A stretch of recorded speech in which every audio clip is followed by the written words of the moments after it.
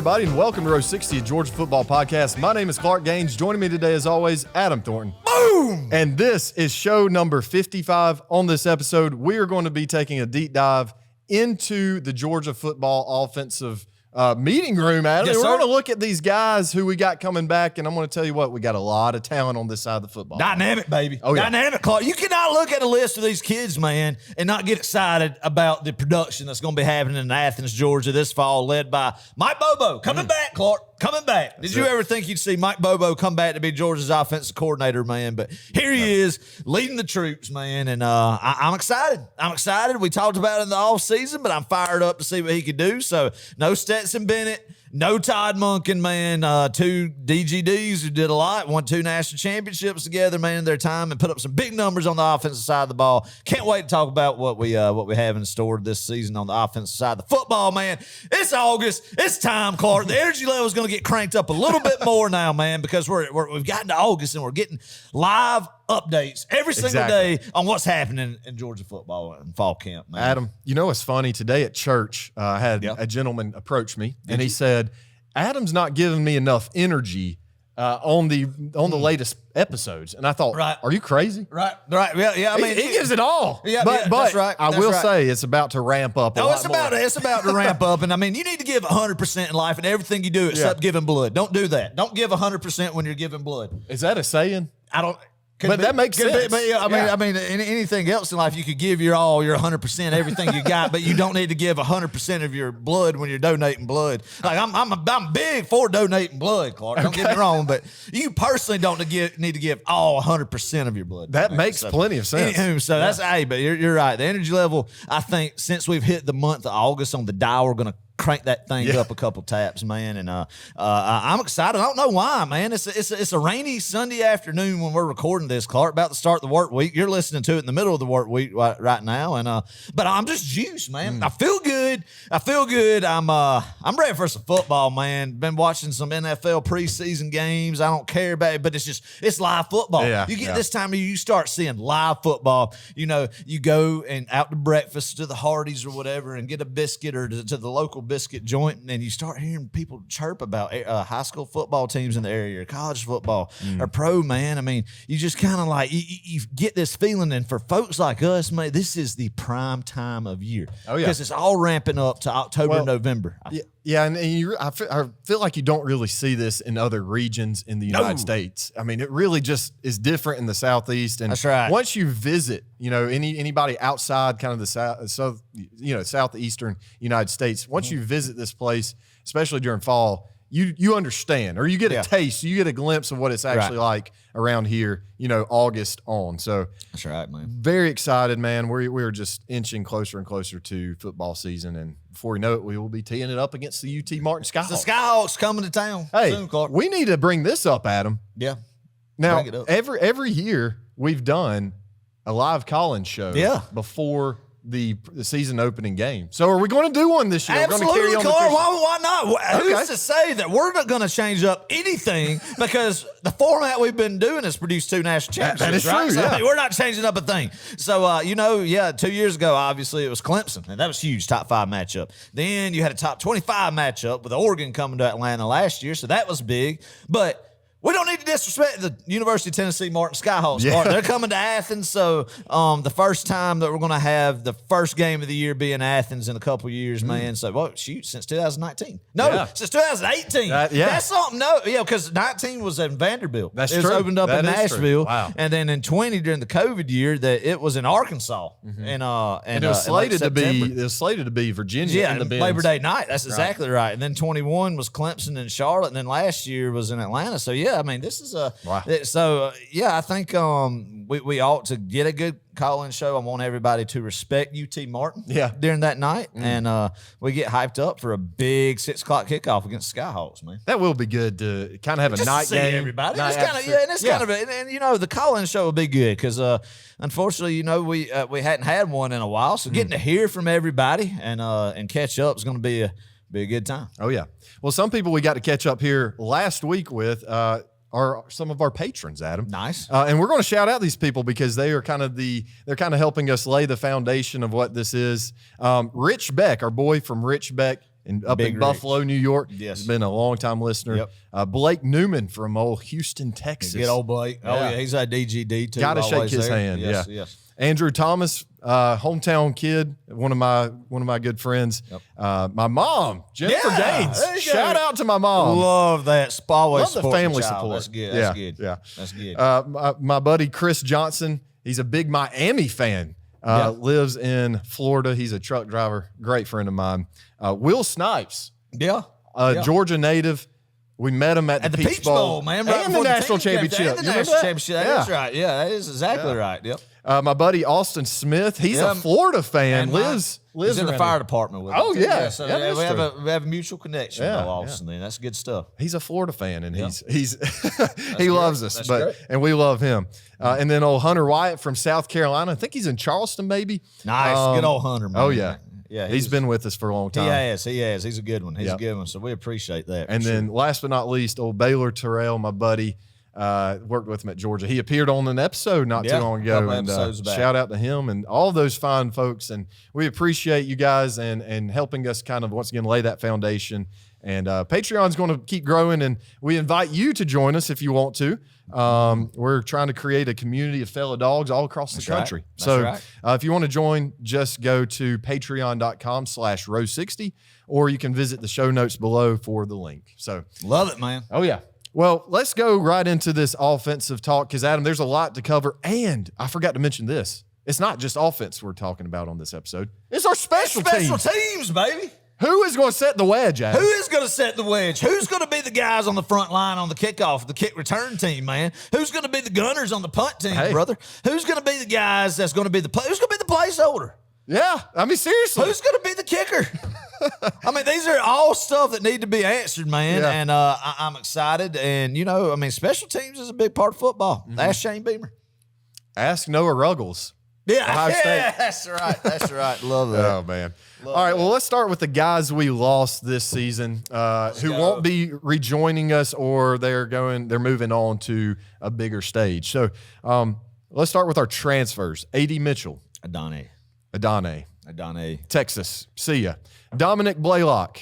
Georgia Tech. I liked old Don. I did too, man. And that's a guy, golly, had 2 ACL tears here at Georgia. Man, started off as a true freshman 2019 with a lot of promise and made some big catches last year, Clark. It was good to see him be able to come back and make some, not just in late game scenarios, but I mean some good catches during pivotal moments, man. I mean, I don't ever remember him dropping a ball. Yeah. His whole time at Georgia. I don't know I'm sure he did, but I just always remember him. If the ball was thrown in his vicinity, he'd catch it, man. And great true freshman year in 2019 on a very lackluster offense led by James Coley and Fromm's junior year. But yeah, I mean, injuries just plagued him, man. Injuries just plagued him and wound up just getting buried underneath some guys in that talented wide receiver room the past couple of years. And no ill will towards Don Blaylock, man. I hope he finishes his career great, and I hate that it's Georgia Tech. But hey, wherever the best place is for him, I will pull for Don Blaylock because he's been a DGD and I think kept a good attitude throughout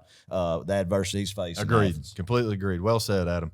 And then the last guy, Reek Gilbert, transferred into Nebraska, just didn't make it. And I mean, I don't exactly know all the details, but I wish him luck. I guess. I think, man, very talented guy coming out of high school. Hated we missed on him, and he went to LSU, and I think, too, he came back and there was a lot of high hopes with him as well for a couple of years. But just, I guess, it's not fair because we don't know the situation, Clark, but I think some stuff outside of the football field and outside of the locker room that need to get right or whatever that may be. That's just what you hear. And, I think Kirby Smart and Matt Rule up in Nebraska have a good relationship, have a lot of mutual respect for each other. So that was kind of a spot that I think that the Georgia staff kind of helped push Arik to go to, Derek Gilbert to go to, man, with Matt Rule trying to build a new culture up there in Nebraska, and hope he does well for Nebraska. I mean, no ill will towards him, man. I just hate that it hadn't pound out what the potential that young man has, and maybe it happens up there in Husker country, man. I mean, I know, hey, if he shows out and he wins some football games in Lincoln, Nebraska,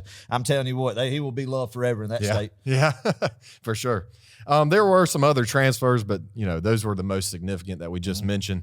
And a lot of guys actually have been transferring to Nebraska. Georgia guys who've kind of some defensive guys as well. So anyway, Stetson, Went to the Rams, obviously. Getting a lot of love in preseason, man. Yeah. You know, he was running with the first team with those Stafford was out the other day. I mean, look out, man. Look out. Woo. I mean, you definitely don't want Matthew Stafford going down. Don't wish injury on him or anything. But I'm just saying, if that opportunity presents itself for Stetson, I think he's going to do okay. I do too, Clark. I mean, he's a gamer. He's a baller. It'll be interesting, man. The story just lives on. I can't wait to see it. That'll be very fun to keep up with. Absolutely. You know, I mean, Clark, that's going to be the big question mark in this episode and when we're talking about it is what this offense is going to do without Stetson Bennett. There is no doubt that he will be missed. I mean, you can't talk about what Georgia's done the past couple of years and then say, oh, we won't miss a beat because we're missing Stetson Bennett, man. Especially this past year, he was an absolute gamer, Clark. And, I mean, he was just so – I don't know, man. He just knew what to do with the football. Yeah. He was just so cool, calm, and collective in the pocket, man. And he could scramble and extend plays, and I think that's something that we took for granted, I think, as fans. And I'll be honest, and we kind of just think, it's going to be no big deal. And I'm not, saying that any of the other quarterbacks can't be elite as well, but I think that's something we're really going to miss, number 13. I completely agree. Yeah, and his leadership too. And everybody, it got to the point this past season where everybody seemed to buy into the Stetson hype on the team, and they believed in him. Yeah. And you're right, he had just had this unbelievable amount of confidence, and he knew what was happening on the football field. It's almost like you had an offensive coordinator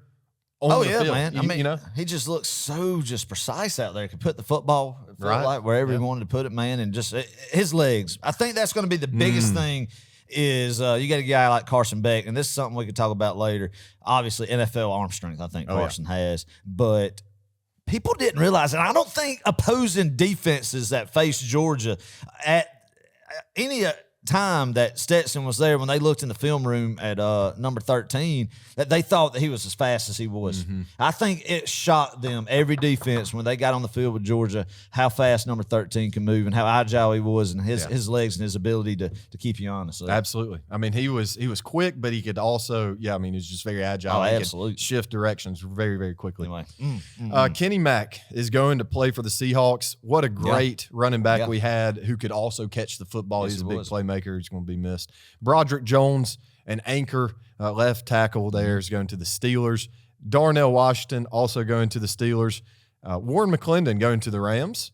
Kearis Jackson is with the Titans. I don't think he was drafted, but those are kind of the bigger names there that have moved on to the. But got a shot at camp, man. Yeah, got a shot at camp. But I mean, you get Darnell showing out. I mean, I think that's gonna be another big guy we miss. I mean, number 19, Brock Bowers, the talent in that tight end room is just phenomenal that we're gonna get to, man. But I don't think people realize it. And Darnell, Big O, got more catches this past year, but I don't think we've realized as a fan base just watching.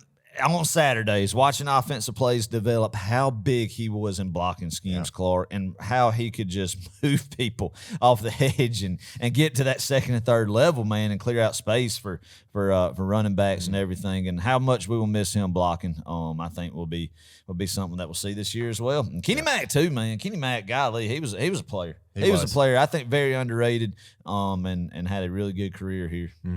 Agreed. Well, let's talk about the guys that are going to be stepping into the shoes. A new breed of Bulldogs. Let's go! Let's crank it up, baby! Let's do it. Whoa! I'm ready to go. I'm ready. We're just getting closer, man. I know. I'm a little bit more amped today. Good. Because I think we're getting there, and it's just like, golly. Oh, man. Well, anyway, let's go with our offensive line. Start up front. We're going to show the hog molly. What are they called? The hog mollies. Hog mollies. Yeah, I was right. The uglies. The big uglies. Yes. We'll show them some love. It back to 2008, baby, with Stacey Searles and Mike Bobo led offensive coordinator and O-line coach. It all comes full circle. Life just comes full circle, man. Yeah. It does. Time and time again, you can say stuff, and then you know what? The good Lord has a way of just making things come right back around. You go from point A, and then you could circle on back. It comes right back around from point A after you go to B, C, D, E, F. Yeah. And then come right on back to A, man. So here we are. I thought you were about to go through the whole alphabet there. I was about to, but I would have skipped a letter or two and probably embarrassed ourselves right there. So, I mean, but yeah. So here we are. Anyway, Stacey Searles, though, Clark, another guy that, because us as Georgia fans, we know everything, right? Oh, yeah. We know. Absolutely. We know, honestly, who would be better position coaches that Kirby should hire than Kirby, right? I mean, honestly, that, we do. We do. Yeah. Of course we Heck do. yeah. So, yeah, I mean, that's how we feel anyway. So, did anybody think Stacey Searles was a good hire after Matt Luke decided he was going to take early retirement? Nope. And then you still hate not having Sam Pittman anymore. It's like Luke did all right, and then it's like, golly, how are we going to drop him? Go back to Stacey Searles, man? Right. Stacey Searles? That was like 2007, 2006 when he was.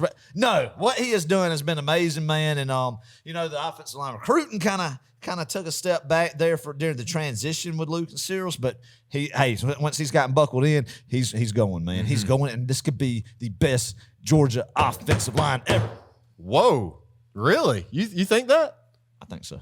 Potentially. I will say this. I do think it's going to be the best interior line in the nation and possibly in Georgia football history. I'm going to read you these guys' names, and we're going to talk about them a little bit. Yes, 1 minute. Okay.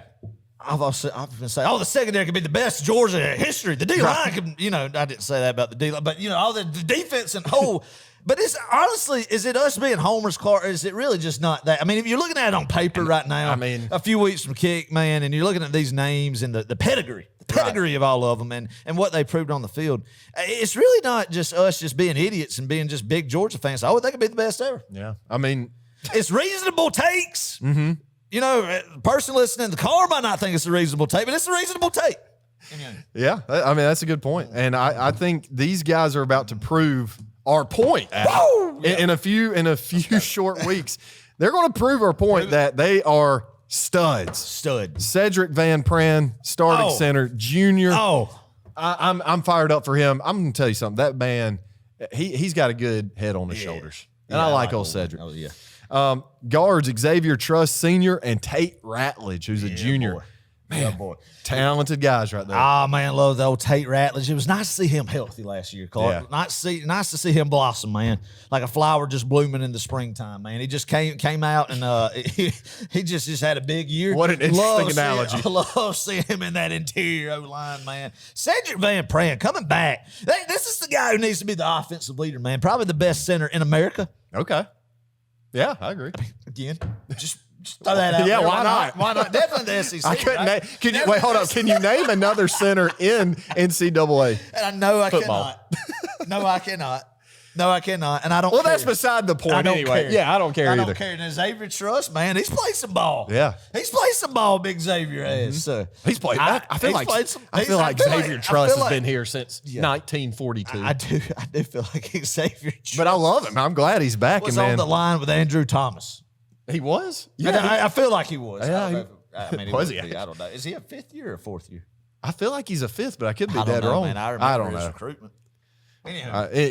Those guys are going to be absolute freaks of nature, and we're going to get a lot of penetration up front in the line, thanks to those guys. Now, where it kind of gets interesting is our tackle position, right? Okay. Obviously, is it a little cloudy there, Carl? It could be. It could be. I could be. Fair enough. A little cloudy, a little hazy thing. But it might get cleared up in camp. Oh. Yeah, it should. We gotta get it better be cleared up in camp. If not, we're going to have some problems. That's right. Now, one guy who's pretty much locked down one of the tackle positions is Amarius Mims. He's a junior. I'm going to tell you something. I like this kid. Yeah, before he really got some playing time last year, there were thoughts. There were some rumors that he was going to Florida State. There was some tampering. There was some tampering by Florida State. By those. By those poor idiots in Tallahassee. It's a poor pro. They don't have, they're shelling out NIL money, but they could barely afford to run their athletic program down there in Tallahassee, man. I really don't know who's backing it down there, but they're not putting caps on anything. Right. They're just, there's money. Mike Norvell this, Mike Norvell that. People, we need to realize that we don't like Florida State either. No. They're kind of they seem like a scummy program. They are. Criminals. Ever since, Bobby Bowden good and all. Oh, you yeah, know, good and all. I mean, but smart grit. But when you know you dive down deep into the depths of Free Shoes University, man. Especially like Jim, I don't like them. I don't like them, man. And I think that's something that's going to be hey, there's going to be some times that Georgia and Florida State will be on the football field, and they'll get what's coming. Okay, They'll I get like what's it. Yeah, coming. yeah, I like the They'll confidence get what's there, coming, man. Well, back to They'll get theirs. Yeah, back to Marius Mims. You know, he couldn't beat out Broderick and Warren early on, and I mean, once again, very highly touted guy coming out of high school. Talks about him transferring. He stuck it out at him. He did. He forged his own path at the University of Georgia, Got and a now little bit, he's going to got a little bit of cash probably too. You know, yeah, that probably helps. I'm sure you know that probably helps to say I'll just stick it around, see where it goes in this area that we live. But I mean, let's just be honest. I don't know that for a fact, but one kid only. But he's stuck in Clark, and is out there, man, just on the grind. And I think he's going to have a big year. Have a big year. So I mean, he played right tackle, you know, last year, and obviously in G-Day he was the starting right tackle. Yeah. The other side is kind of a little question mark as of right now, I guess. You got two candidates. You got redshirt freshman Ernest Green. Yeah.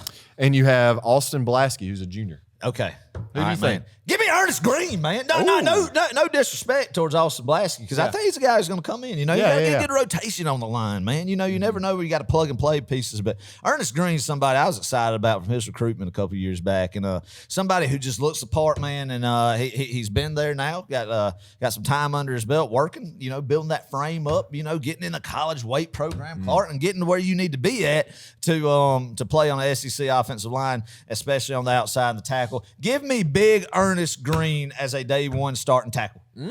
Okay. There goes your pen. Yep. I mean, you're going to see these guys rotate in and out, I would imagine. Right. So, but yeah. Dang right. Let me ask you this. Left Are there any other offensive line guys that might be behind these that we just mentioned who you might could see step up and perhaps rotate, maybe fill in a position or two? Well, I think you'll probably have like Michael Morris, guy, and Dylan Fairchild, two names on the interior to look at. But I think Blasky's going to be your guy who's going to be right on the fringe of in your tackle spots. Right. I believe. Okay. So I like it. That's kind of how I see it. You know. Well, offensive linemen want to shout them out. I mean, they just do the dirty work. Monroe Freeling. Monroe Freeling. Freeling. He's a young. Is he a freshman? Yes. He's a young guy. I'm gonna say I don't know what is. No. Look him up. Okay. Well, Adam, let's go ahead and start with tight ends. Okay. So. Okay. As I'm looking up Monroe Freeling. I just wish we had some talent in the tight end room. Is that sarcasm? Yeah, sarcasm. Oh, okay. I was about to say. Complete sarcasm. I was like, Adam, come on. Nah. Yeah. He's an incoming freshman. Freshman. Yes. So somebody, that's what I thought. That's what I thought, man. So yeah, I mean, a guy might get some early PT. So hey, you know, freshman. You know, one thing about Kirby Smart before we go to the tight end room, man, is you like to find guys on the offensive line. What he believes in and what Stacey Searles and what these guys he brings in believes to teach, man, is you can develop guys when they get there, but they got to be the right frame, man. They got to be big guys. Just simple physics involved, Clark. Simple physics. Yeah. You know, that you learned in high school, right? I mean, bigger things are going to push smaller things, right? Yeah. You know, the force of gravity and all the forces of the universe, inertia, whatever forces accumulate, big is going to push smaller. Yeah, right? I mean, just, you know, so typically, you know, so that's why you're going to go and you're going to get these big guys that we're getting on the trail, man. You got to have those guys, and you just got to make it where, hey, you just got to be more physical than the person lined up in front of you, and you got to move them. You got to move them, and if you can't move them in the trenches on either side of the football, then you're not going to win games. And if you don't win games, you don't win championships, man. So that's what he's doing, getting just these big linemen on both sides of the ball, and I love it. But anyway, let's go tight ends. All right, tight ends. Tight end room. Tight end room. Now, I said this last year, Adam, and had some pushback on it from fans outside of the Georgia bubble. I said that last year was the best tight end room in America. I didn't think that was a hot take or anything. No. It seemed like a pretty simple, straightforward thing. And I think last year, by the end of the season, we 100% had the best tight end room. I don't even know who else would be close. Nobody else would. I mean, people are going to shout, "Oh, Notre Dame!" No, you got Brock Bowers, you got Darnell Washington, you got a guy named Oscar Delp, Oscar coming back this year. sophomore. He's Yes, going sir. to make some noise. Yes, he sir. had a great game last year against South Carolina. He's got some speed at him. He and does, he Clark. has kind of the same build, the same framework as Brock does. Yeah. But I think he's got a little bit more speed, and I think we're going to see a lot more of him this year. And then right behind him, Lawson Lucky, freshman. That's going to be the talent. guy right there. Oh, you think so? That's going to be the guy right there, man. The next guy, I'm telling you. Hey, here's another name. You better not forget Pierce Sperling. Yeah. 6'7". Golly. 6'7". Look at Todd Hartley. As a tight end? Look at Todd Hartley bringing Oh, these man. guys in, man. No, I mean, it's an embarrassment of riches, man. And, yeah, I mean, you're going to see a lot of 2 tight end sets from Georgia, you know. 3. 3 tight end sets, exactly. So, Why not? Exactly right. Why not? So, yeah, I mean, it's the most embarrassingly rich tight end room in the country, I feel like, Clark. And it's something that you got to really give credit to Todd Hartley for how well he has been able to recruit these guys and get them in, man, and give them the blueprint of the success that these guys are having, and just the next in line coming. That'll be Delp and Lucky, and then one more year with Brock Bowers should be criminal. It should. Yeah. And that kid should already be in the league. It but is insane, man. whatever. So, you know, good Lord willing, knock on wood, he stays healthy. He'll have another monstrous year, man. And, I mean, it will be a new starting quarterback's best friend to have number 19, man. Oh, yeah, agreed. Or any of these guys we're about to mention. I mean, anything else you want to No, say I'm about good, tight tight end? end. Okay, yeah. I mean, look, you're right. They're going to be freaks. I mean, they're going to be freaks. They're going to be Well, for a new starting quarterback, I should say, these guys right here are definitely going to help out. Let's talk about our wideouts. Boom! And Boom. this is by far the deepest wide Absolutely. receiver room in college football. Absolutely. Not necessarily the most talented, okay? Now, don't get me wrong. There's a lot of talent. But you could argue there are other wide receiver rooms that are more talented. You could. Just depth. Oh, my gosh. This is insane how much depth we have. It is, man. So let's actually do this. Let's start with our slot receivers, okay? One guy that is coming into the program, Dominic Lovett from Missouri. Adam, what do you like about this guy? Man, I love Dominic Lovett. Before he was even thinking about transferring, when you watched him play last year at Missouri, especially against Georgia last year and other games as well, man, you really thought this kid's a heck of a player. Mm-hmm. This kid's a heck of a player and a really just scrappy guy.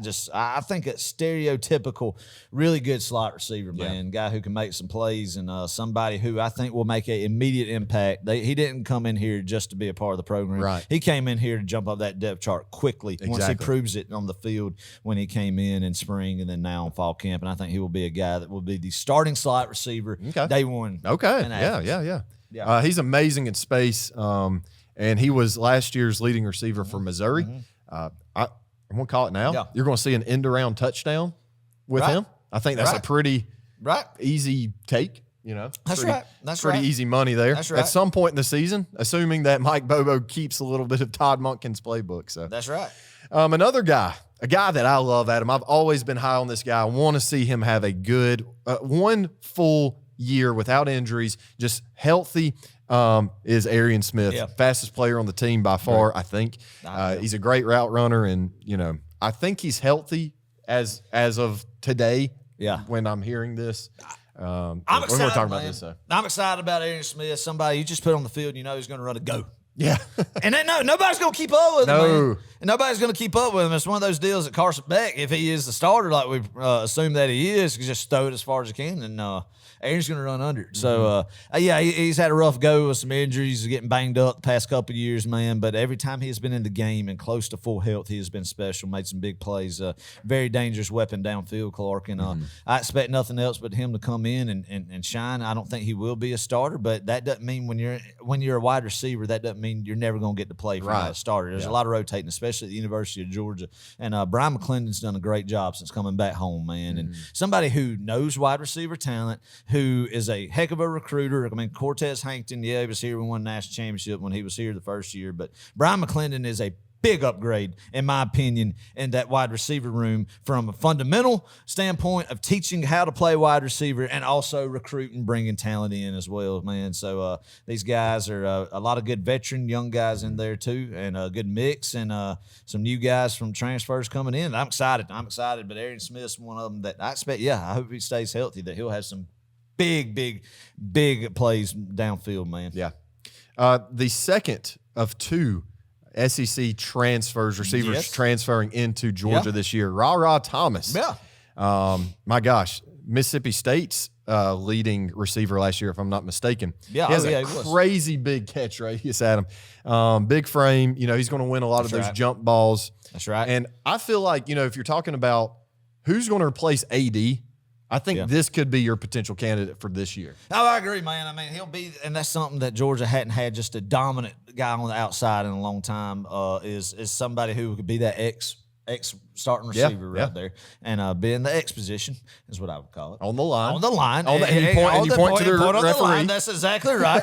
And somebody who could go up and make some catches, man. And I think that's going to be Ra Thomas. I think he's kind of in the doghouse right now, if you read into a little bit of stuff. But I think when it's time and meaningful football is being played, he will be one of the guys out there that is either early in the rotation. He might not start game one because of some all-season stuff. Right. I don't know that, but I think once once October comes, a big SEC football's played, he's going to be one of the guys to start in the lineup. Yeah, I like it. Another guy, this is my favorite player on the team. Okay, I've come to terms with this. Yep. My favorite player on the team is freaking Ladd McConkey. Freaking Ladd McConkey, man. Just makes big catches after big catches.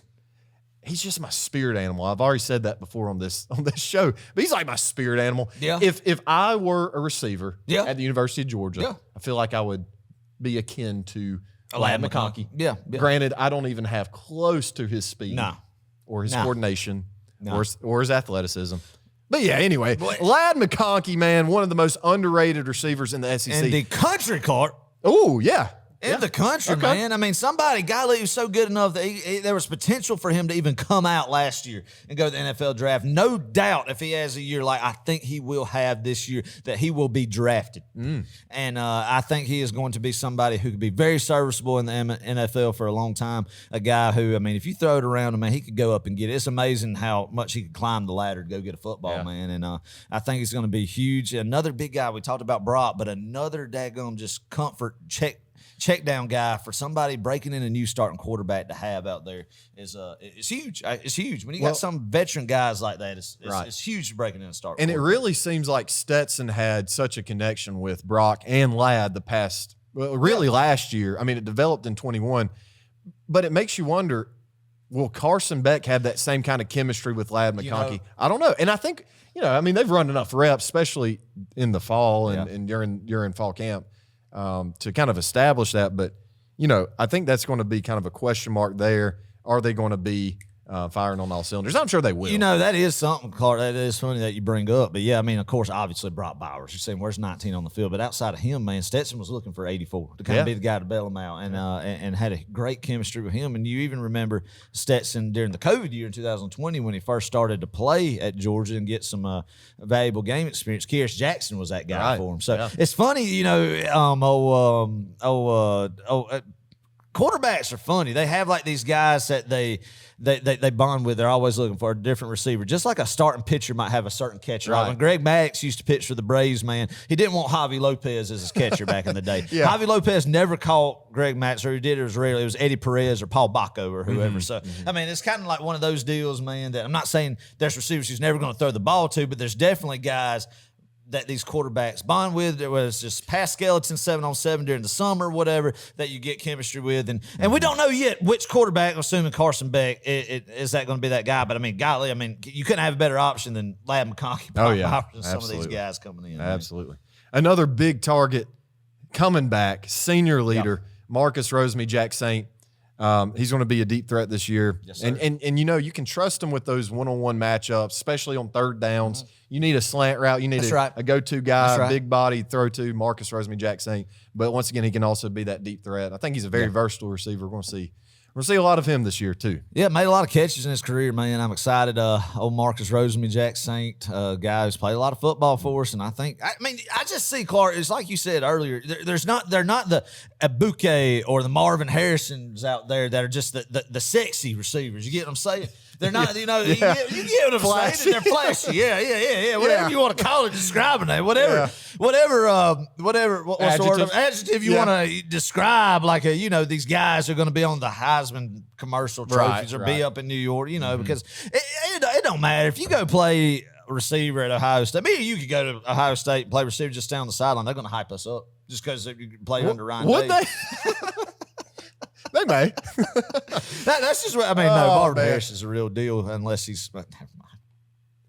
Oh, I think I know where you're going. Let's keep going. Let's keep going. Hey, we're gonna get him again this year. You think so? Oh yeah. Oh, it's a collision premature, course with Ohio Adam. State. I'm telling you right now. Okay. All right. But no, it just made me mad. It came out again. This is going off topic again, but comes out again, man. Just talking about that hit. But Javon Bullard, did you see he had the perfect response? Man. That right there is what you call just leadership from all the way top of the program, from Kirby Paul Smart on down. They know how to address media. They know the mindset to take in, and that's what's not happening in campuses across the country. They don't have the maturity and the attitude that the University of Georgia has in that Butts-Mehre building, man. And that's why there's national championship banners and more to come in Athens, Georgia right now. Is that leadership that trickles on down, and you see it, If you miss this, Javon Bullard essentially said, let me back up. Marvin Harrison Jr. was talking about the hit, how that would have changed the game, yada, yada, yada. Javon Bullard, not so long after, said something along the lines of, we've moved on from that. I'm not even worried about that. I don't care about that. So, yeah, like you said, though, it is true leadership, because I feel like at other programs, and I'm looking at you, Florida. Yeah. At other programs, you're going to have players who come out and they're going to say something in retaliation against that. Oh yeah. And say something stupid on Twitter. We just don't. Yeah. We don't really have that problem, and it starts at the top with Kirby. That's right. He preaches, and he's established his culture, and it's finally we're seeing the fruits of Kirby Smart's labor. Everybody's bought in. 100%. Yeah. 100%, man. And you see it, and it's proven track record. The blueprint is proven to work, and people buy into it, and here we are. Absolutely. It's well machine, just pouring coal in the train, rolling down the tracks, and it's not stopping anytime soon. And it's going, that train, man, that railroad track, man, heading straight towards Houston right now. Oh, I like it. Well, here's some more young guys you should definitely keep your eyes on. Dylan Bell. Sophomore. I'm going to tell you something, Adam. This is a guy that you've been high on for quite a while. I think he's going to make a big impact this year. Tyler Williams, he's a freshman. Anthony Evans, a freshman. And Yazid Haynes, freshman. Those guys right there are going to kind of be that next generation of Lad McConkeys and Marcus Rosemy, Jack Saints. And I'm ready to see it, man. There's always a kind of receiver, it feels like, that you're really not how, you just don't know. Right. That you're impressed with, start getting some balls, making some big plays, man, and we'll see where it's at. But I think the guys that we covered are going to be the primary playmakers, and I think going to make some big plays, big plays. So, I'm excited, man. One thing's going to be interesting to see how Mike Bobo schemes up these guys. Todd Monken was so good at knowing how to get guys open. Scheming up plays, just knowing what to call and what plays to run to get guys wide open. Yeah. And it also helped that you had a pretty good quarterback. That's right. In that quarterback position. So that's right. All right, moving on to running backs. Oh, Dale McGee's room. Yes, Dale McGee. And man, great job. One of the best assistant coaches that Kirby Smart has ever had right there. DGD for sure. Day one. Yep. So the way I've kind of done this is like RB1, RB2. So RB1s, we have an A and a B. Kendall Milton and Dejon Edwards. Two seniors, Adam. Two senior leaders in this running back room. What do you like about this tandem? Yeah, man, I like these guys. Kendall Milton, another guy that we've talked about that's just had some adversity with just multiple injuries, man, hamstring issues and stuff lingering. But you talk about potential when he is at his best and 100% healthy. And I think we saw that towards the end of the year for a while there that he's phenomenal, man. And I think he's going to be a guy that's just matured even more, gets one more year of being in a weight room, building his body up, and then also working on vision and everything, working with Dale McGee, and I think he's going to have a good Lord willing a breakout year, man, staying healthy. And Edwards, golly, I love Juwan Edwards. Me too. From the time he's been here, he's always going to be buried behind Zamir White. He's going to be buried behind James Cook, Kenny McIntosh, all these Kendall Milton. All these guys that everybody's saying that he you won't get many reps, but he's just stuck the course, man. Starting 2020 where he would get some garbage time, and just every year his carries have increased more, and he's made a bigger impact, and he is a hard runner. And you knew that from day one when you started watching him run the football in 2020, Clark, was he can run hard between the tackles, man. And I love how he's just a bruiser. He's just a bruiser. Yeah. And I like having a guy like DeJuan Edwards who's played some football, had a lot of touches, man, and somebody reliable. I don't think who's going to turn the ball over for you. Right, man. Right. He's get the football, and he can pick up a hard yard or two, you know, in between the tackles. So agreed. Yeah, excited to see him, man. Yeah, well said there. Those guys will primarily be getting the most touches. Yeah. What I'm interested in, Adam, is how are we going to use those two guys in the passing game? Yeah, I guess you're not going to see much of Kendall Milton in the passing game. Yeah. I wonder if DeJuan Edwards, who's going to kind of be that guy who Kenny Mack was last year. Do you see any other guys on this list who could potentially? I don't know, man. I really don't know. It'll be interesting to see. I think we've been so blessed the past few years because you had Kenny Mack, but then James Cook. James Cook was so good at it before Kenny Mack, and then Kenny Mack was so good out of the backfield too. And I remember this time last year we were doing this episode, we were talking about that with Kenny Mack, and of course that came to fruition. That he was so elusive getting the ball in space. And I think these guys are. I think Kendall Milton can do it. I think Edwards can. And I don't know. We'll talk about a guy when you get down the list who I really think can, if he stays healthy. Okay. Somebody who'd be a surprise, I believe. Okay, I like it. All right, so let's go to our running back twos, our RB2s, if you will. A, B, C, and D. All right. And I like that. E. There's a lot of guys. Listen, here's the thing about it. We got guys who can honestly just step in at any point. And I think do a really good job for this team. It seems like, though, there have been some questions about this running back room and their depth, but you got a lot of young guys, right? Yeah. After Kendall and DeJuan, you got a lot of young guys. So let's start with Branson Robinson. He's a sophomore. Love this kid. Absolutely love him. And I love the way that he runs. He's a bruiser too, Adam, and he's got some speed. He is, man. He hits the hole hard. He is going to run over you. He's a stud. I'm telling you, the more he stays in a college strength program from the already just natural, just God-given talent that he has, and the more he's going to be, the better he's going to get, man. I know he's a little banged up right now. Probably might not see. And I'll be honest, I don't think you'll see much of him the first few weeks of the season. Okay. I think he kind of a nagging injury, and I think he'll be fine. We'll have him when we get into the meat of the schedule, but I don't think you'll see a lot. I could be wrong, but I don't think you'll see him get many touches the first I'd say month of the season, Clark. Okay. Hey, I mean, keep him fresh. But yeah, I think it's going to be a guy who's going to have a big year. I'm going to have a big year, and it'll be very interesting to see where we're at when we go into Knoxville, Tennessee, the next last week of the regular season, where the touches are kind of in that running back room. I think it's going to be very interesting to see which back breaks away and kind of has, stays healthy and is somebody who will receive most of the touches and be the go-to guy. So a few more guys here. Roderick Robinson, the second. He is a freshman. Once again, absolute stud. I mean, I run out of words and adjectives to describe these guys, but I mean, truthfully, just a freak. Yep. Go watch his highlights if you don't believe me. Cash Jones, a guy who's had some. I'm telling you, man, watch out! Watch out! Is this the guy who you were just talking about? No, he wasn't the guy. But okay. I do think I don't think you can discount it from really seeing some big men. I mean, he could get some significant playing time. That's right. One guy I hope has, and this I think is who you're talking about. Yes, Andrew Paul, redshirt freshman. Had an ACL torn last season in August. Is this who you're talking about? Yes, absolutely. Okay. This was it. The hype on Andrew Paul, man, before he tore his ACL about this time last year was incredible. Like that he could really get some big time carries last year as a true freshman, and of course he missed all the season. But I think this year, man, if he trusts that ACL and kind of gets back to full health and kind of gets in the swing of it, I really think as the season progresses, I don't think you'll see it at the beginning of the year, but as it progresses and we get on into October and we get into November, man, you can see him start really coming into his own and getting some carries, man, and being a big part of it. Yeah, I think he's being overlooked, and I think that's a name that everybody should put on their radar, man, is Andrew Paul. Yeah, he did receive a lot of hype. So, and it's, man, I don't want to say this because I feel like I'm going to jinx it and somebody else is going to get hurt, but there have been significant injuries in August in the running back room in years past, or at least early on in the season. So hopefully unscathed this fall camp. That is what we're praying, dear Lord. One guy that has also transferred into Georgia from Tennessee. Found the Lord. Lenneth Whitehead. Yeah. I mean, God bless him. Came from Tennessee to Athens, wanted to win, wanted to be a contender. Wanted to have a ring. Wanted to have a ring. Wanted to be relevant. I hope old Lenneth is going to wanted to play in Mercedes-Benz Stadium in December. That's right. That's right. Because he definitely wouldn't have had he stuck around. Yeah, he'd probably go in the Music City Bowl again this year.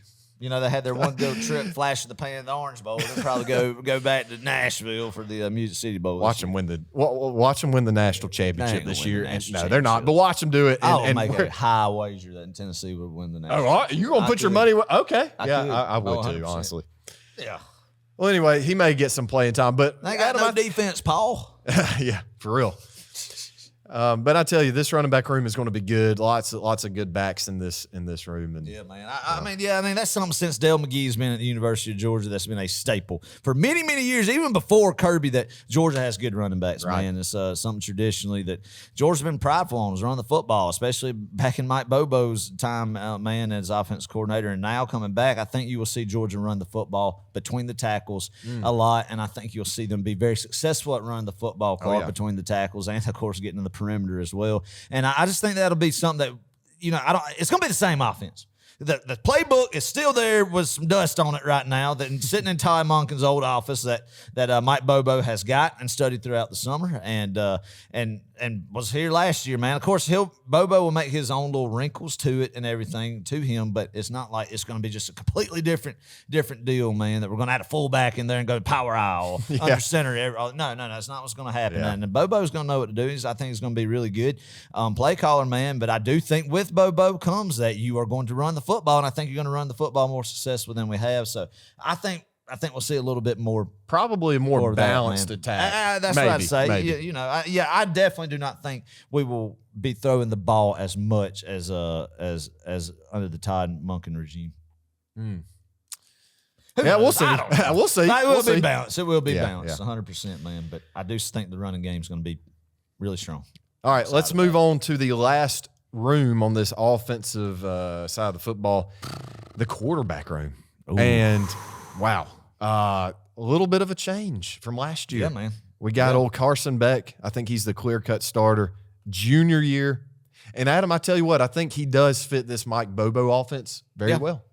He's a true pocket passer. The question is, and this is something we need to discuss, will he have the same ability to run the football like Stetson did?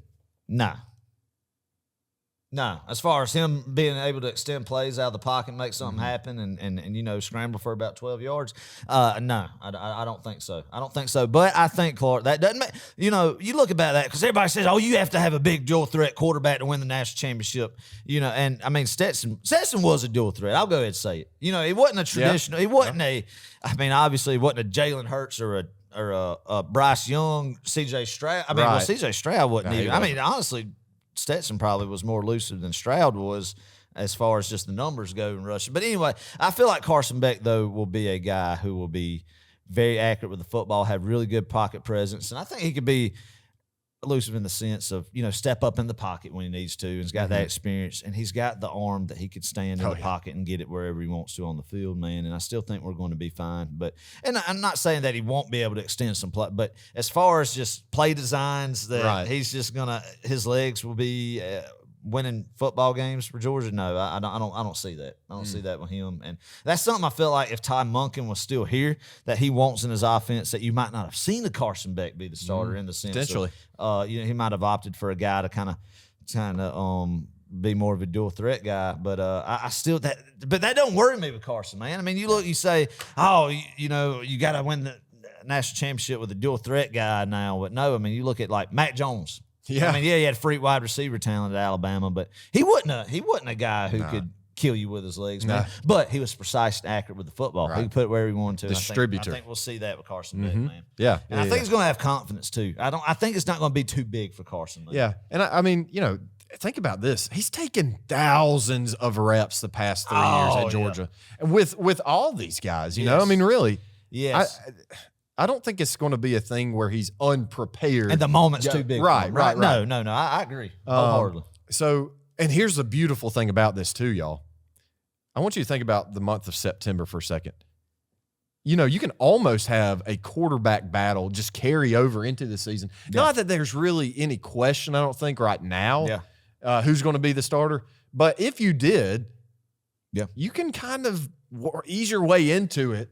Not that you would really want to. I mean, I think you need to find a starter and establish that. But no, I think Carson's going to be great. And he's got a good leg tattoo, Clark. He does. You really can't underestimate having a good leg tattoo, man, and the kind of the swag that brings you. If you have a leg tattoo on one side and then you wear like a compression sleeve on the other, right? You know, that kind of just brings a new type of I don't know, energy to the field. Sure. Say, I guess really. So. I mean, I don't know. I saw a picture of old Carson the other day, and I mean, he looks like a guy that's going to be confident in his ability. Kind of, you know, good. He had a nice chain on. Hey, he had hair. He was ready to go. No. QB1. Wait a minute. No, his hair. He got a shave. Oh, he did. He got a fade or something. He did get like Stetson. Yeah. Last year, by the way. Yeah, so I mean, exactly. But he had on some shoes in the picture. Did you see this picture? They look like Crocs and like Nike sandals combined mix. Okay. Yeah, it was weird. It was bizarre. Weird. It was a bizarre shoe, but yeah. Anyway, man. So I mean, Carson, he looks like he's confident. He's ready to go. He's ready to step in and be that guy at QB1, and I'm 100% confident in him. Good. Let me ask you this: Lord forbid Carson Beck goes down this year. But I mean, it's something we got to ask ourselves, Clark. Yeah, and you never know. Go through these scenarios. I mean, think about go back to 2017. We never really thought Jacob Eason was going to get hurt, and Jake Fromm was going to come in and step in and lead us to a national championship game. That's right. That's crazy. Yeah, what do you think about that? It is. But let's assume. Let's just play the hypothetical game here. Carson Beck he stubs his toe and is out for the season. Okay. I don't want it to be anything else because, like I said, I don't want to jinx. How comfortable do you feel with a Gunnar Stockton coming in with a Brock Vandagriff coming in? And who would you think would step in? That's a good question. I don't know, man. I think I don't. That would change my tune a little bit. If you want to be completely honest, I think that Vandagriff or Stockton coming in, I wouldn't be like, oh, we're winning national. Now, we would still be good and still have a shot because the supporting cast is so good. The offensive line is so good. The receivers are so good. Tight ends are so good. The running backs are good. Yeah, I think, but you cannot discount having a guy like Stetson Bennett, what he has meant, the field general and leader that he was and distributor of the football. As talented as Brock Vandagriff and Gunnar Stockton are, I feel like, I think it would be Vandagriff. I think it would be because he's been in the system a little bit longer, but I don't know, man. I don't know. I think it would be good, but to say that it would just, I wouldn't, if Carson Beck got hurt and we saw he was out for the year and Vandagriff came in, obviously I'd still be excited. Georgia won football games, but yeah, it would, if you're saying it would drop my confidence level of three-peating from that point forward. Yeah, it would. Yeah. It would. Anytime you have a starting quarterback go down like that. So, and yeah, I mean, Carson hasn't been named the starter yet, but that is true. I mean, it's easy to read between the lines. Some people think it's still a competition, man, and I don't. Maybe I'm going to be eating crow on that, but I think it's Carson Beck, and I think I'm so proud of Carson Beck. 2021 week 2 UAB. Georgia won 56-7, gave up a pick six, the only score of the game, and Carson Beck threw that pick six, and the lackluster effort to try to run that defender down to save a shutout for his defense just wasn't there. Kirby lit into him, man. The body language just wasn't there, and everything started saying like, oh, he's going to transfer at the end of the season to Florida State or something. But no, you know what he did, Clark? He just, because he could have took the attitude that he should have been the guy to step over Stetson Bennett and replace JT Daniels when JT got hurt after the Clemson game, man. But no, he kind of got everything together, got his attitude and mind right, and finished that season, and then had a great year as a backup. Looked really impressive every time he was asked to come in for Stetson Bennett last year and mop up duty or what have you. He took advantage of every opportunity there, and I think he's grown a lot, and I think he is ready for this opportunity, and I'm behind him as the man 100% for the University of Georgia, and I think he's going to have a big year, which is going to lead to a big draft pick for him. Okay, yeah, I like it. Hey, talented offense, Yeah, and then next year at this time we're going to be having the real QB debate. Oh yeah, next year is going to be very interesting in the quarterback room. Really, really But I'm interesting. excited, man. I mean, it's a talent. I mean, and that's not to take away anything. Last thing to say, Vandegrift and Stockton obviously are all world talents, and we're blessed to have them in that room. We're blessed to have the quarterback room we do have at the University of Georgia. Very confident in all those guys. Can't wait to see how the fall camp battle shapes out. But my money's on Carson Beck. Same here. Well, last but not least, Adam, we're going to talk about one of the most important units, teams, if you will. Yes. Within a football program, and that is your special teams. Yeah, man. Let's start with the kicker. Obviously, Jack Pod is no longer with us. Did Jack Pod? He's on an NFL team, right? I don't know. I think he could have came back a year, another year. Oh, really? He opted out. I think I could be wrong. I thought on last that. year was his I COVID could have senior been. year. I don't know, though. I don't know. I can't remember. I don't know. It might have been. Well, might have been. regardless, we got to replace him. Yeah. I think Jared Zirkle is going to be our guy, Adam. He's going to get the nod at kicker. Man. Yeah, I remember when Jared Zirkle was recruited. I don't remember many kickers being recruited, but I remember like we went down to Texas and offered Jared Zirkle a scholarship. A guy who's been in Butts-Mehre for a while, Clark. Yeah. It's his time, man. Yeah. It's your time, brother. Hey, we just need somebody to kick the ball through That's the right. uprights. That's exactly right. I Don't care Noah who Ruggle is, it. but yeah, that's right. It's Jared Zirkle. I think it could be Zirkle. I think that's going to be the guy. I don't know anything else. I have not kept up with who's winning the place kicker battle, Clark. But, Yeah, me neither. But my money's on old Jared Zirkle. And he's got a good number, 99. Yeah, You know, yeah. I feel like all of your – have you ever seen a kicker other than Billy Bennett with a number – I'm trying to think here. Less than 90. Justin Tucker at Texas. And then at the Ravens, probably the best kicker ever was like number 9, wasn't he? But he could do that because he was a stud. Vinatieri for the Colts. Oh, and yeah, Patriots, number 4. But he was a stud. I think you have to be I'm talking about dang good. specifically in college. Dang good. Oh, yeah. Marshall Morgan was 13. Oh, he was, yeah. William Ham was 93. You know, here's the thing. We may have a little bit of a kicking battle. Yeah. Oh, yeah. But, That's gonna be big. Oh, man. At least it's not 2016. I'll just leave it that. Yeah, in Columbia, Missouri. Columbia, I've Missouri. shared that God story. bless That was a heck of a time right there. Yeah. Anyway, okay. Hey, Brett Thorson, we love you. Okay, we love Australia, but you are not allowed to punt this year. Okay, because in America we hate punting the football. Yeah, we don't, but they love it in Australia. I don't know what it is. I don't know who decided, hey, let's send our children to punting camp. Teach them how to punt, man. You know, what is there to do in Australia? I mean, you can't just, I figured you could just chase some kangaroos or throw boomerangs or something, but a little bit more exhilarating than to, from birth, go and learn how to punt. Yeah. But good for him. I'm glad to have him when we need him. Because, when you go through that program there, you're destined. You can come to America, go to school, get a scholarship, and play Division I football and live out the dreams of many, man. But it's just wild. It's like, hey, you're born. You're going to punt. You're going to be a punter. Yeah.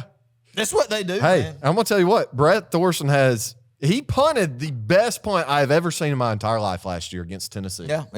So, but once again, we don't want you to punt, We don't want buddy. you to punt, man. We're thankful to have, but it's just the Australian punter movement has just in the past few, like Brad Wing. You've had Brad Wing. He was like the first one I remember. Yeah. But here now it's like everybody in the SEC's got an Australian punter. Hey man, if you want to go get you a good punter, if you're Kirby Smart or whoever, you got to get on the plane and fly across the pond over there. Better have your passport, man, to the Outback. Or the Outback, they got to fly over here, man, and go to camps and whatnot. But it's just I would love for a in-depth dive at punting in Australia. Maybe we could find somebody over there and get them on the podcast and interview. We need to do a documentary. On Australian I want to know who footballers started this trend of American football punter. No rugby's big there, and kicking it, but it's like that's what they did. Instead of when you were, I want to know like in the back when you were about 5 or 6 in the backyard in Australia, man.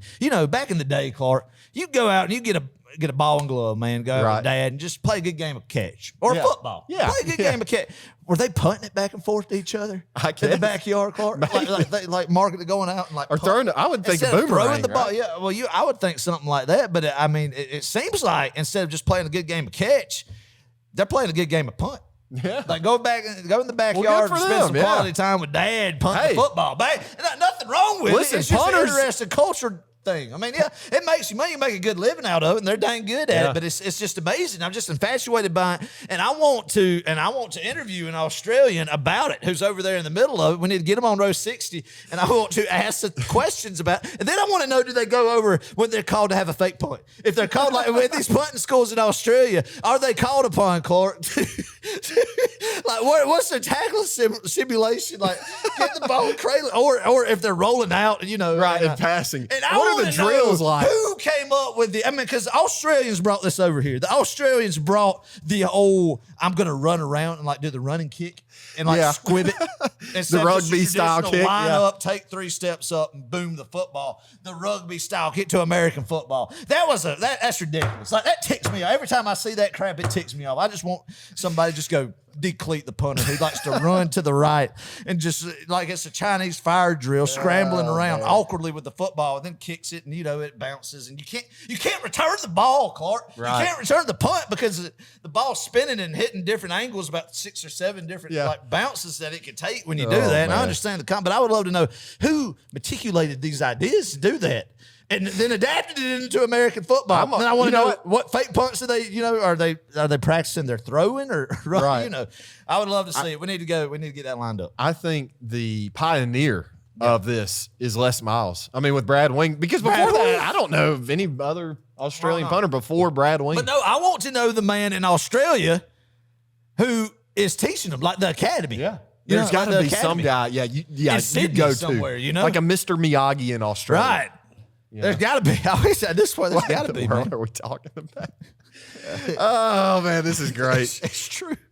We're so close to football season. Any insight on Australia punting academies or the lifestyle of a young man lad or mate in Australia, a young mate that has grown up in the outback, punting the football, and the academy. Send us information our way because we want to get those guys on and we want to dive deeper into this. Oh my gosh, that would be awesome, honestly. Right. We need to go to Australia, Adam. Oh yeah, and do some like boots on the ground documentation. Live report. Oh yeah. I think the people would love that, right? I would. I'd love it. Yeah. Oh my gosh. Join Patreon where we can go to Australia. Yeah. Anyway, go ahead. All right. This is an important question too, Adam. Who's going to be the holder? That's a big one, man. Stetson Bennett's been the guy lately, and I mean that's pivotal. I mean, we talked about chemistry, but you got to have good chemistry with your placeholder, man, as a kicker. Right. So I want to go back, Clark. Okay. I'm going to throw this out there, and Kirby Smart needs to listen to me. Okay. All right. I like the traditional. You get your backup quarterback to be the placeholder. Right. Yeah. And I feel like Brock Vandegrift is a good guy to be your placeholder, man, because I think he's elusive too. So we have if we do have a thing where it's just pandemonium, we one hop the snap, and you got to make a judgment call. Can you get it down and potentially just shank the kick, or do I need to bail out? Yell fire, gets the guys open. You know what I'm saying? Trying to get that first down marker in the end zone or whatever. And I think Vandegrift's got the legs for it. So I don't think it'll be Carson Beck. I think it'll be Brock Vandegrift. I'm going Brock Vandegrift will be your opening day 2023 placeholder. Okay, Adam, I'm gonna go. Look, how are you not going with Brock? No, how are you not going with Brock Vandegrift as a placeholder? Okay, look, it makes too much sense. You got at the D1 level nowadays, you have to have a guy who can throw a forward pass. That is common sense. Yeah. You gotta your placeholder. Right. The defense has to the field goal block unit has got to keep the placeholder. In check. Yes. Yes. They got to respect the placeholder. All right? So with that said, I think you got to have Carson out there, and I'm going to tell you why. Because if you do get in a situation where you got no timeouts at the end of the game, you got to get your field goal unit on the field now, quick. It's better to just have one your starting quarterback already out there, already know what's going on. Go ahead, get down in position. Say this is where we're teeing it up right here. This is where I'm going. You see what I'm saying? Yeah. That I think is the. So you're going with that over the elusiveness of Brock Vandegrift to make something happen during an emergency situation. I'm going with we need a guy out there who can go ahead. A field general who can go ahead. You're going with somebody who's going to place the knee. Tell the kicker, hey, here's where we're lining up. Get it going instead of running out somebody. like a Brock Vandegrift, and then having that's them cold. trying to figure That's out. cold. That's cold. That's right. cold. I understand. Right. But I'm going with, all right, I respect that, but I'm going with I want somebody back there who is going to be able to make something happen with his legs in case of an emergency where there's a bad snap and we can't get the ball down and we can't get the laces. And I want somebody, people need to recognize if he can't get it spun and get the laces back around in the proper position, we need to bail out of there. Yep. And I think Vandegrift is a guy who has experience, and does he? He's been practicing at the University of Georgia for years now. And then what else? Yeah, he's got time to be able to work on this, and is athletic and can get up and can get out and scramble and be able to command the field goal team on where we need to be at in the case of a fire situation. Oh man. Well, hey, let's do this. Leave all the comments. I was about to say, if you're on YouTube right now, drop a comment below who you think is going to be the placeholder against the UT Martin Skyhawks. Yeah. Pivotal. I mean, really, this is big. Team Adam, Brock Vandegrift. Okay. Team Clark, Carson Beck. Watch it be Brett Thorson. Yeah. Ooh, that would be. I mean, yes, people go with the punt. I mean, and I understand that mindset of they're always working together. You're not having to take a quarterback out of drill in camp, but the punter and the kicker can sit off at the side doing what they do and develop that chemistry together, sit there, instead of so I'm still going Brock Vandegrift. All right, well, I'll take Carson. We'll see. We'll see, Adam. You can approach that, Adam. Yeah. A lot of different angles. All right, kickoff return. I'm going to go with Dejon and Arian Smith back there, your two backs in the backfield. Man. On the goal line. Yeah. And hopefully they get to return some because I do think one of these guys is going to take it back this year. Man. And I'm excited to see what guys we have on there. The mixture of walk-ons, young guys, experienced guys that we have right in the middle. You got to have these guys in the front line who are keen and aware if there's going to be a little squib onside kick coming up. Like my guy, I don't know what you would call the position, but the middle guy, the center guy on the front line has to command. Right. Has to know, has to be vigilant, has to have his head on a swivel to make sure that ball is in the air past the first level, not that the kicker's just going to squib it up there, you know, and try to do one of them deals where he kind of tries to get the ball 10 yards and then kind of hovers around. Like you got to blow up the kicker and get the ball, get on the football. But you got to be aware of that. You got to be keen to it.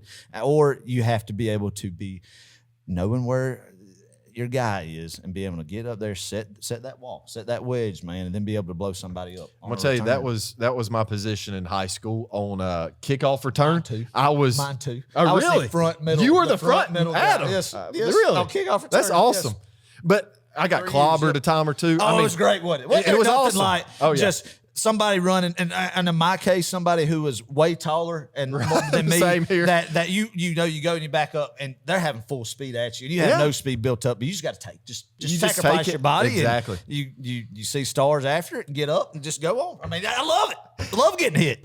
Anyway, man, I know this sounds pathetic, but I wish I could just go back one more time, play one more high school football game, and just either destroy somebody or get destroyed. There you go. That's right. There's nothing like a good adrenaline rush on kickoff return. That's right. But no, Dejon Edwards, Arian Smith, you got to have someone super fast and somebody that's going to bulldoze over you. That's your combo right there. Let's go. Punt return, Dominic Lovick and Ladd, I think probably two guys you're going to see there. Yeah, I agree. Potentially. I agree. And then snapper, Adam, last but not least, the last guy we're going to talk about on this episode is the snapper, and his name is William Moat. Yeah. And he is the most undervalued player on any given football team. You got to be able to have good, accurate snaps, man, and that's something that's an art to get down. Yeah. And I'm proud of William. Proud of Big Bill. And I like the leadership William is going to bring into this season. I agree. He's a senior leader. And you got to be athletic because you're going to be one of the first guys to get down there when you snap that ball because you can't be blowing up the snapper on the line. True. So you got to get out there and make an athletic play. And if you're not athletic, if you don't break down and you're not having shimmy with your feet, and look at the punt. This is good advice for William Moat. God, we should be special team consultants at the University of Georgia. But if you don't get down there and chop down your feet and break down, and you look at that punt returner's waist, if you're not looking at that punt returner's waist, then you could get embarrassed in front of 93,000 people and thousands other on TV just running right by them, man. You got to look athletic right there, man. You got to look athletic as a punt returner because you're going to get down there and you're probably already not going to be at a advantage that the good Lord bless you with athleticism against a punt returner who you're covering, man. So you got to have everything going your way, and that way you got to have your technique down. When you get down there, you got to fly. You got to keep your head on a swivel where you don't get killed, concussed on a return, or you need to get down there and just beat all the blockers in the first place. Oh, man. and make a football play. Adam, were you on punt team in high school? Yes, you were. A Really? step punch. Step punch. Yeah, and then go. Absolutely. I was too, and I'm going to tell you something. One of the most embarrassing moments in my life. We were playing Hart County, and Hart County, if you don't know, is a huge rival of Franklin County. It's a big rivalry game. Franklin County doesn't win very many games. That is to change here soon. I will say that. Right. For all you Hart County people listening, Franklin County is going to be back on the map here soon. All that to say, we were playing Hart County, and I was on punt team, and I did my step block, shed my defender, went on, and Adam, I wasn't looking at the guy's waist. I was looking more at his chest. Oh yeah. I was the first one down there, which was kind of surprising. Right. And he made one move on me, and it turns out he made a move on everybody else right behind me. All my other teammates took it to the crib, and we ended up on Sports Center. Oh, really? We were on Sports Center. Top 10. Shut up. Yep, I promise. He took it to the crib. Maybe it wasn't Sports Center, but it's something on ESPN. That's what mine was, man. I'll never forget my sophomore year. I was on the punt team, and we played Stevens County, who was another big rival of ours, and they had studs that year. Oh, yeah, man. they did. Dustin Royson, who played football at Georgia. No, he wasn't on that team that year. It would be later, but Dustin Royson and Cody Martin, two guys. Cody Martin played Division I baseball. Dustin Royson played at Georgia. And I remember I lined up, and both of them were like lined up across from him. I had to do my step push. I'm like, this I'm going to get just bulldozed. Like, just go, just try to do something. And then my junior year against Stevens County, I did the same thing you did, got down there, and we actually won that football game. But I dove and like completely whiffed on the punt returner, and they took it back to the crib. But I wasn't disciplined. I got out of my lane. Oh yeah, hey. Even on the punt team, and I got an earful from Coach Bell when I got back from the side. Really? I can still see it to this day because I could see him looking at me. I was looking down, and I was just looking down. But then he grabbed. Once your coach gets that fistful of jersey, you know it's over. Oh, good times. But anyway, all right. Well, I'm sure the viewers loved hearing us go down memory lane with that. All right, so here's what we're going to do next episode. I hope you enjoyed this one, by the way. Next episode, though, is going through the 2023 Georgia football schedule and predicting where Georgia is going to end up at the end of the year. We'll also, Adam, discuss our final four teams in the college football playoff. So big episode coming up. Make sure that you are subscribed so you're not going to miss that. If you are on Spotify or Apple Podcasts, please do us a favor right quick. Go review us. Leave us a 5-star review. That would be awesome. Yes. And tell us what you like about the podcast. And then, once again, if you're on YouTube, just comment below what you're looking forward to this season, what game you're looking forward to this season, or maybe what offensive player you're looking forward to watching this season. So that's right. Adam, I'm going to let you wrap this thing up, man. Man, I'm excited. It was fun looking at the offense, man. A lot of question marks. New offense coordinator, new quarterback, but some guys returning that we know are studs. And it's been fun to watch Georgia offense in the past 2 years, and I don't think it's going to change this year. I mean, golly, this time of year just getting hyped, Clark. Just really thinking all the what ifs. I'm ready to go. It's August. We're there. It's time to start breaking out the red and black. If you're not like us and don't do it already, just be obnoxious. Yeah, just go. I'm just going to be honest with you. Be obnoxious about college football when talking about it with Tennessee, Clemson fans. I wouldn't normally say that in any other thing in life, but we're at the point of Georgia fans now. You just need to let people know who you work with, go to school with, or what have you not, that aren't fans of the University of Georgia, how superior your fandom is of the team that you cheer for over their program at this point in time. We've waited a long time to do that, so I'm going to say, just in this part of life, my advice for this week going out, Clark, is not in any other area of life, okay? Always be humble in every other area of life, but when it comes to college football and representing your team, do not be humble when it comes to being a Georgia fan right now. Let them know we are the best team in America, and here we go, 3-peat. That's it. We'll see y'all next week. Have fun. Be safe. God bless. Go Dogs! Go Dogs!